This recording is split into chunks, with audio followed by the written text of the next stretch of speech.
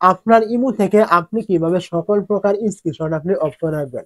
মানে আপনি ইমোতে ভিডিও কলে কথা বলবেন, আপনার সাথে কেউ স্ক্রিনশট নিতে পারবে না। আপনি ইমোতে অডিও কলে কথা বলবেন, তাও স্ক্রিনশট নিতে পারবে না। আপনি কাউকে কোনো কিছু পাঠাবেন, ছবি হোক অথবা ভিডিও হোক, ওইগুলোরও কেউ স্ক্রিনশট নিতে পারবে না।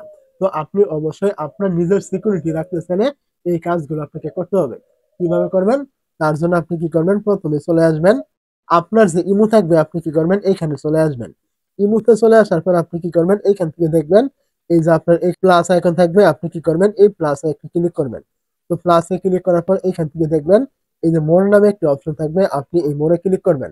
মোড়ে ক্লিক করার পর এখান থেকে দেখবেন সিকিউরিটি এন্ড প্রাইভেসি নামে একটা অপশন থাকবে, আপনি এইখানে ক্লিক করবেন।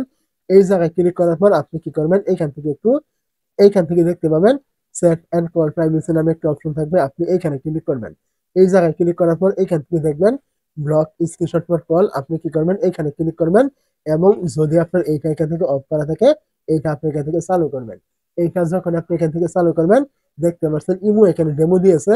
আপনি কারোর সাথে ভিডিও কলে কথা বলে অথবা আপনি অডিও কলে কথা বলেন না কেন, আপনার কোনো প্রকার কল কিন্তু তারা স্ক্রিন রেকর্ড অথবা স্ক্রিনশট কোনো কিছু কিন্তু নিতে পারবে না।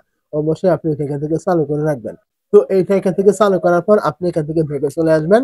আবার আপনি এখান থেকে ব্যাকে চলে আসবেন, একদম আপনি ইমো শুরুতে চলে আসবেন। তো এখান থেকে আপনার এখন দ্বিতীয় কাজটি হলো, এখান থেকে আপনি যাদের সাথে চ্যাট করেন আপনি কি করবেন? তার নামের উপরে একটা এইভাবে ক্লিক করবেন। তার নামের উপরে ক্লিক করার পর এখান থেকে উপরে দেখবেন আপনার থ্রি ডট আইকন থাকবে, এখানে আপনি এই জায়গায় ক্লিক করবেন। তারপর আপনি কি করবেন? এখান থেকে দেখবেন প্রাইভেসি চ্যাট নামে একটা অপশন থাকবে, আপনি এই জায়গায় ক্লিক করবেন।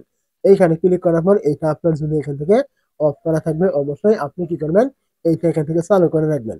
যখন আপনি এইটা এখান থেকে চালু করবেন, এইখান থেকে দেখতে পাচ্ছেন ইমো কিন্তু এখান থেকে একদম স্পষ্টভাবে বলে দিয়েছে যে এইটা আপনি চালু করলে আপনার ইমো থেকে আপনি কাউকে কোনো ছবি বা কোনো ভিডিও বা তার সাথে আপনি চ্যাট করলে কোনো প্রকার স্ক্রিনশট বা ডাউনলোড, শেয়ার, কপি কোনো কিছু কিন্তু তারা করতে পারবে না।